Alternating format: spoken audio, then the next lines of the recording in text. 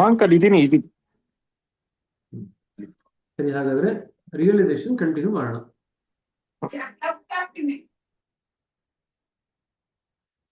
ಸರಿ, we have thus dealt with the various attainments of the third sadhana. Shat Sampatti ಅಂದ್ರೆ third sadhana. We now come to the last of the four sadhanas known as mumukshatva. Little remains now to be accomplished when a man comes to this stage except to develop close association with the absolute reality or actual merging in the state of non-entity. It is the practical phase of realization and could be achieved after earnest practice of the elementary sadhanas under the old age system of yoga. The modern system of Sahaj Marg makes a diversion from the set old path in the respect that it does not take up the different steps of Ashtanga Yoga one by one separately. Under this system,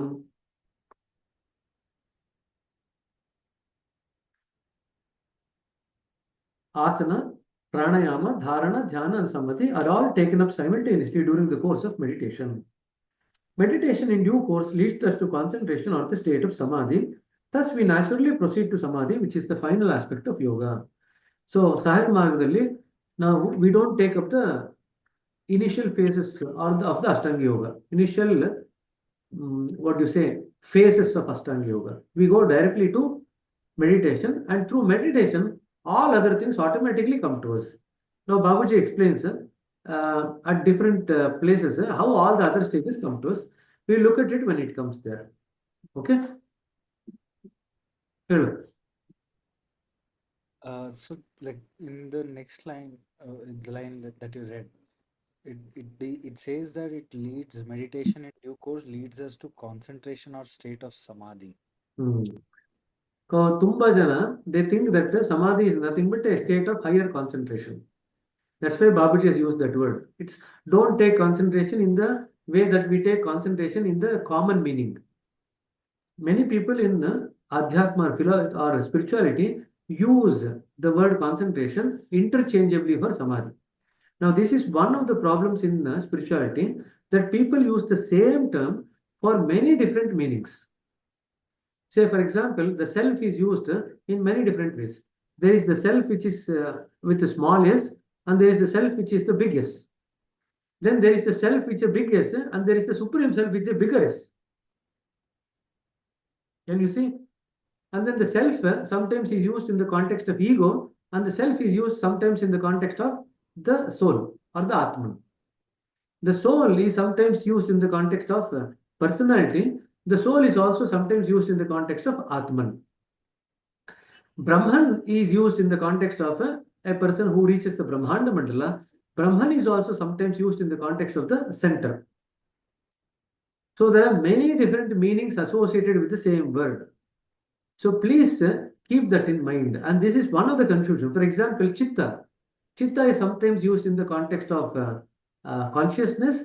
Chitta is also sometimes used in the context of the storehouse of all samskaras. The sum total of all the samskaras is also called as Chitta. Sometimes Chitta is called as a storehouse of all memories and experiences. So that's also another meaning of Chitta. And sometimes the consciousness and awareness.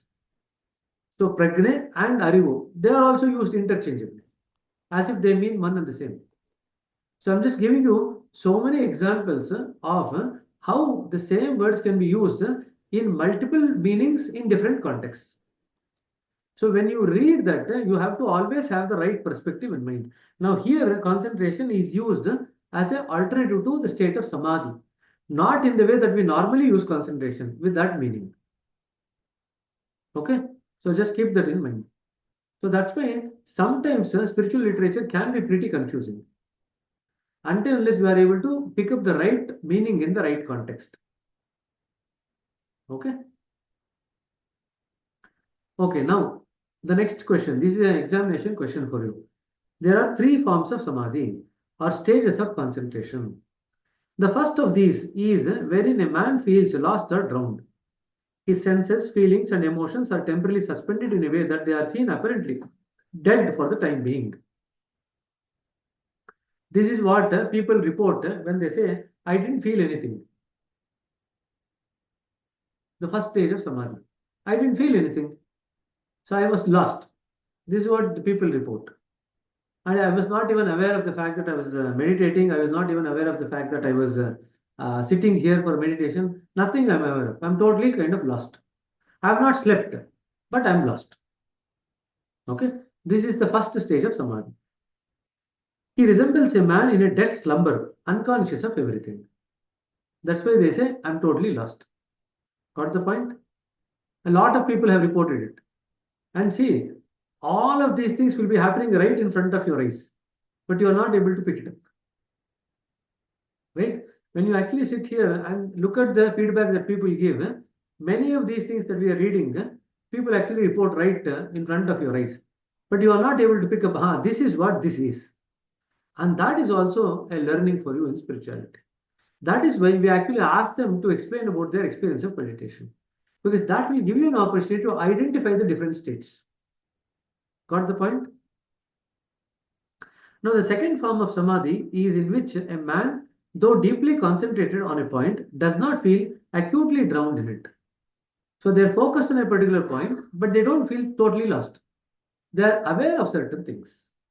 It may be described as a state of consciousness within an unconscious state. Apparently, he is not conscious of anything, but he is still conscious. Consciousness is present within, although only in a shadowy form. So they can pick up few things. Not everything, but they can pick up few things. A man walks along a road thinking deeply over some problem. He is so absorbed in it that he is not conscious of anything else, nor does he see anything in the way, nor hear the sounds or voices near about. He goes on in an unconscious state of mind, but still he does not collide with a tree by the roadside, nor is he knocked down by a car coming that way. In this state of consciousness, he unknowingly attends to these necessities and acts as occasion demands. He has no consciousness of the actions. It is consciousness in an unconscious state. ಸರಿನಾ ಇದು ಒಂದ್ಸತಿ ಆಗಿತ್ತು 2004-5 when we were just in London. I was just walking from one bus stop and I was just crossing the street. I was so engrossed in the thought of reality that I did not even notice any traffic or anything. I just walked into the street. And you know, in other countries, they don't honk. I was so lost that that fellow honked so loudly to just make me aware that you are in the middle of the road. What are you doing? But you don't dash against any car. You don't dash against anything. You're just so lost in your awareness of whatever you are thinking that you are totally unaware of the external surroundings that is happening to you. Now, this can happen both in the state of meditation also and outside the meditation also. ಆಯ್ತು daydreaming. It was not daydreaming. It was something so lost in the thought of reality. I wish that I can daydream to that extent. Apparently, I have not actually had that experience of daydreaming to such an extent. Now, that is also an art. Maybe Gopal Krishna or Praveen or Nitin might have that ability. Uncle, in that state, if we are ಏನಂತಾರೆ so absorbed in that, but still awareness ಇರತ್ತೆ ಅಲ್ವಾ? But awareness and again consciousness are different. You are conscious of what is happening, or you are aware of. See, consciousness and awareness are related. Although they are two separate things, they are related to one another very closely. The periphery of the field of consciousness is called as awareness. Remember this definition. The periphery of the field of the consciousness is awareness. Okay. So when they say that you are aware of what is happening around you, or you are totally lost awareness of that, or you are totally unconscious of what is happening, both are correct only. Because awareness is nothing but the periphery of the field of the consciousness. That is how they are related. So, if you draw a circle, the circumference is the awareness. The area of the circle is the consciousness. Consciousness. Understood. Sorry. In this state of mind, the consciousness of other things appears to be in a sleeping state and creates little impression. So you're only going to absorb what is coming from within when you're deeply introspecting. But everything else seems to be totally non-existent as far as you are concerned. Either. This can also occur when we are absorbed totally in a Dharmahi or a serial or a movie. You are so observed that whatever other people are talking to you, you are no longer paying attention to anything. You cannot even grasp what they are saying. You will say that I didn't hear anything what you said. Okay? Because you are totally engrossed in one thing. Now, the third form of samadhi is Sahaja Samadhi. This is the finest type of consciousness. In this state, a man is busy with his work, his mind also being absorbed in it. But in the innermost core of heart, he is still settled and on the real thing. With his conscious mind, he is busy with the external work, while at the same time, his subconscious mind is busy with the divine thoughts. So ಈಗ ಎರಡು split ಆಗುತ್ತೆ ಸಹಜ ಸಮಾಧಿನಲ್ಲಿ subconscious mind is immersed in the divine thoughts, but the conscious mind is aware of everything that is happening around. In the second stage of samadhi, you are unaware, but still not erring in what you are supposed to do. But in the third stage, not only you are aware of what is happening, you will also make appropriate decisions at the conscious mind level. In the second stage, the conscious mind is not fully active. Since it is not aware, all the actions that you do is automatic. But in the third stage, the conscious mind is active. So you actually do the things not with automatism, but by thinking about what you are supposed to do in that state. Got the point? The difference between the second and third stage? In the second stage, everything is automatic. You are absorbed in one object and you are totally unaware of everything else. But in the third stage, you are aware of everything that is happening around you and you don't do any automatic action. You will actually think through what you are supposed to do and do. But at the same time, your subconscious mind is actually dwelling on the reality or the divinity. So it's like that is the state of constant remembrance. You remember I explained about constant remembrance. This is exactly what happens. The conscious mind will be doing something, the subconscious mind will be busy in constant remembrance. So the activity of the conscious mind will not have any impact on the constant remembrance that you are doing. It does not interfere with its work nor the result of its work.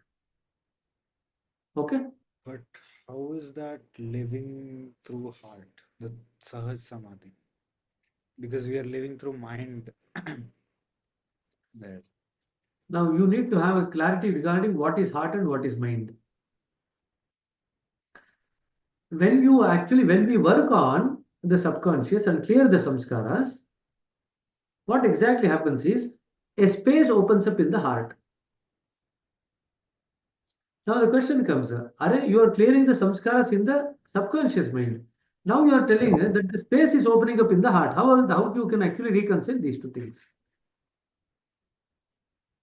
Right? So how are the heart and mind related? That is the basic question. Subconscious mind is heart, is my understanding. See, this part of the mind is the conscious mind. At the sixth point. Everything below that, till the diaphragm, is the subconscious mind. It's also the heart. So when we work on the subconscious mind and clean, we are essentially cleaning the heart. Or in other words, when we clean the heart, we are actually cleaning the subconscious mind. So when the heart is cleaned, a space opens up. Now in that space, it is still part of the subconscious, but it is devoid of the samskaras. You got the point? It is part of the subconscious only, but it is devoid of the samskaras. In that, you put the thought of the constant remembrance. So like if the samskaras were there, it would continue to draw the energy. Now the thought of the constant remembrance will draw the energy and grow. So constant remembrance will work only if it is done in conjunction with taking sittings regularly. Because the space is created for the conscious remembrance thought to grow. Now, if you try to do the constant remembrance practice without necessarily creating that space in the heart, you will see that at some point of time, the thought of the constant remembrance gets drowned out by the other samskaras. It loses its ability to grow. It's almost like if I put a seed, I have to make sure that around the seed there is space where other trees or plants are not interfering with the growth of this particular seed. If around that particular seed there are other plants and trees which draws up all the nutrients and water, and the seed does not get what it requires for its growth, it will just, in due course of time, it will just die. So the constant remembrance thought will wither away without necessarily getting the attention that it requires for growth. Okay. So if you want to develop the thought of constant remembrance, we have to take regular sitting so that that space is created around that particular thought of constant remembrance. Then it can draw that energy from the subconsciousness and actually grow. Got the point? Got it. Two questions. The first question was still unanswered, I felt. Unanswered, why? ಅಂದ್ರೆ constant remembrance ಇವಾಗ heart ಅಲ್ಲಿ ಆಗ್ತಾ ಇದೆ ಅಂತಂದ್ರೆ in the end it takes up all the energy, and you said sahaj. Okay. It does not take up all the energy. That's like saying that one thought takes up all the energy. No. All the time, remember, all the time, our energy from the consciousness is distributed to multiple things. The energy from the consciousness flows to all the five koshas, flows to all the three bodies, flows to all the five paranas, panch paranas, flows to all the seven chakras, flows to all the thoughts or samskaras that you're holding. So the energy is continuously flowing to all the things. So it is never that it can only go to one only. But if it were to occur that the energy now going to the constant remembrance is so strong that the energy is withdrawn from the other things, now that's a very good state to be in. Now it takes a lot of time to establish yourself in that state. When that state gets established, you will progress automatically left, right, center at a very fast pace. But it takes some time. Maybe that person might not be very fit to live in this No, chaos world. no. Even when that develops to that extent, as long as you are required for the nature's work, you will be made to stay here, not to worry about it. You will not be so easily allowed to escape. You will be made to stay here. Every soul has a reason, and when nature gets hold of a soul who can work on its behalf, it will not let go of you so easily. Because there are not many souls who are ready to work on behalf of nature.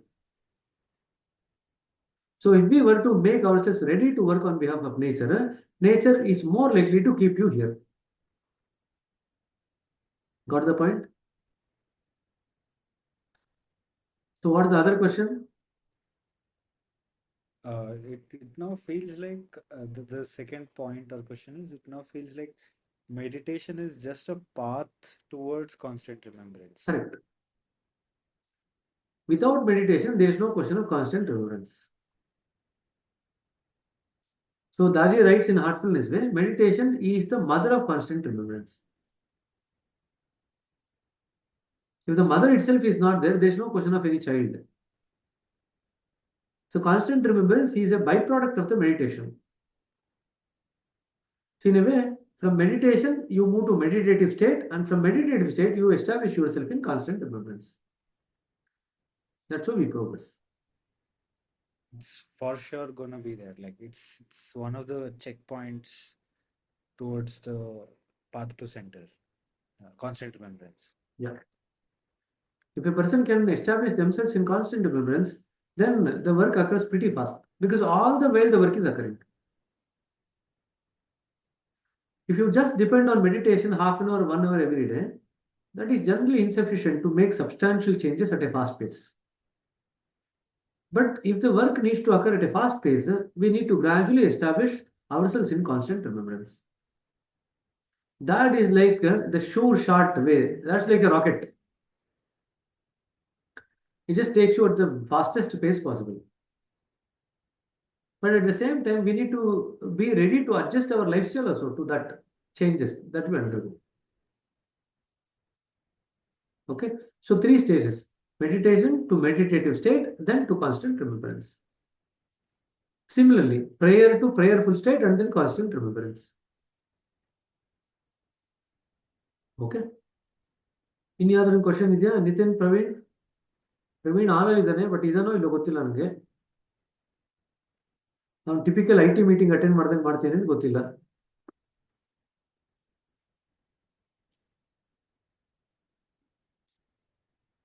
So the 3 stages of samadhi is a question for you in exam. So please mark this. Okay. So ಇಷ್ಟನ್ನು discuss ಮಾಡೋಷ್ಟೊತ್ತಿಗೆ almost 9 ಕಾಲ್ ಆಗ್ತಾ ಇದೆ. ಇನ್ನು ಒಂದೇ ಒಂದು page ಇದೆ actually, but I don't think we can finish today because I need to log into the other meeting at 9:15. So my suggestion is let us leave that at 3 stages of samadhi, and then the rest of the part we shall continue in the next session. Uncle, I have an off-topic question. What will be the exam format? 2 format ಇರುತ್ತಪ್ಪ. ಈಗ already examination ಬಗ್ಗೆ ಚಿಂತೆ ಮಾಡ್ಲಿಕ್ಕೆ ಶುರು ಮಾಡ್ಬಿಟ್ಟಿದ್ಯಾ? ಇಲ್ಲ, ನೀವು ಅವಾಗ ಅವಾಗ ಹೇಳ್ತಾ ಇರ್ತಿಲ್ಲ, ಸೊ ಕ್ಯೂರಿಯಸ್ ಅಷ್ಟೇ. ಸೊ ಒಂದು ಕ್ಲೋಸ್ಡ್ ಬುಕ್ ಪಾರ್ಟ್ ಇರುತ್ತೆ, ಎರಡನೇದು ಓಪನ್ ಬುಕ್ ಪಾರ್ಟ್ ಇರುತ್ತೆ. Okay. Section A, Section B, sometimes Section C ಅಂತಾನು ಕೊಡ್ತಾರೆ, but anyway essentially 2 parts. Closed book part, open book part. Closed book part is more related to the practical part of the exam. So ನೀವು ಅಭ್ಯಾಸ ಹೆಂಗ್ ಮಾಡ್ತೀರಿ, meditation ಹೆಂಗ್ ಮಾಡ್ತೀರಿ, cleaning ಹೆಂಗ್ ಮಾಡ್ಕೊಳ್ತೀರಿ, prayer ಹೆಂಗ್ ಮಾಡ್ತೀರಿ, ಯಾವಾಗ ಮಾಡ್ತೀರಿ, ಯಾಕೆ ಅದೇ ಟೈಮಲ್ಲಿ ಮಾಡ್ತೀರಿ, ಇದೆಲ್ಲ ಸ್ಪಷ್ಟವಾಗಿ ಗೊತ್ತಿರ್ಬೇಕು ನಿಮಗೆ. ಇದೆಲ್ಲ ಪ್ರಾಕ್ಟಿಕಲ್ ಪಾರ್ಟ್ ಇದೆಲ್ಲ ಕ್ಲೋಸ್ ಬುಕ್ ಅಲ್ಲಿ ಬರುತ್ತೆ, because you are expected to know about it, because eventually you have to explain to other people ಅಲ್ವಾ. If you don't know, how can you explain it to other people? So 9 page ಒಂದು document ಕಳಿಸ್ಕೊಡ್ತೀವಿ. We will send you a 9-page document. You need to read it thoroughly and practice it so that you are well versed with the practice. Okay. ಅದು close book part. Open book part ಅಲ್ಲಿ ಕೆಲವು parts ಅಲ್ಲಿ ನೀವೇನು ಈ ಪುಸ್ತಕ ಮತ್ತು Heartfulness ಮೇಲೆ ಓದ್ತೀರಾ, if it's related to practice it can come in the close book part. But sometimes many questions from the complete works and the heartfulness way can come in the open book part of the exam. It's almost like you can say 50-50. 50% will be more related to the practice, 50% related to the open book exam. Some theoretical aspect of the practice. Okay. So prepare for both closed book part and the open book part. Open book part ಅಲ್ಲಿ ನೀವು ಓದ್ತಾ ಎಲ್ಲ points underline ಮಾಡ್ಕೊಂಡಿದ್ರೆ ಬರೀಬಾರದು. We don't encourage you to write by the side. ಇದು answer ಇಲ್ಲಿದೆ, ಸಮಾಧಿ ಇಲ್ಲಿದೆ ಅಂತ ನಾನು ಹೇಳ್ತಾ ಇರ್ತೀನಲ್ಲ, ಅಲ್ಲಿ ಬರ್ಕೋಬಾರದು. ಅದು ಬರ್ತಿದ್ರೆ ನಿಮ್ಗೆ ಆ ಪುಸ್ತಕ ತಗೊಂಡು ಹೋಗ್ಲಿಕ್ಕೆ ಬಿಡಲ್ಲ ಎಕ್ಸಾಮ್ಗೆ. ಅಂಡರ್ಲೈನ್ ಮಾಡ್ಕೊಬೇಕು. One way of getting around it is you can actually underline it in different colors so that only you know the color secrets. This color means this is related to this topic. ಇದನ್ನ colour coding ಮಾಡ್ಕೋಬಹುದು, but that is related to you. But you are not supposed to write anything. Okay. ಸರಿನಾ? ಸರಿ, ಹಾಗಾದ್ರೆ 9:14 ಆಯ್ತು. Thank you very much for all of you to have joined in. We will catch up again. Again, apologies for the delay. We will catch up again at 9:15 or tomorrow I will indicate the time that we can actually catch up. Okay? Okay. Good night to all. Namaste. Thank you. Thank you.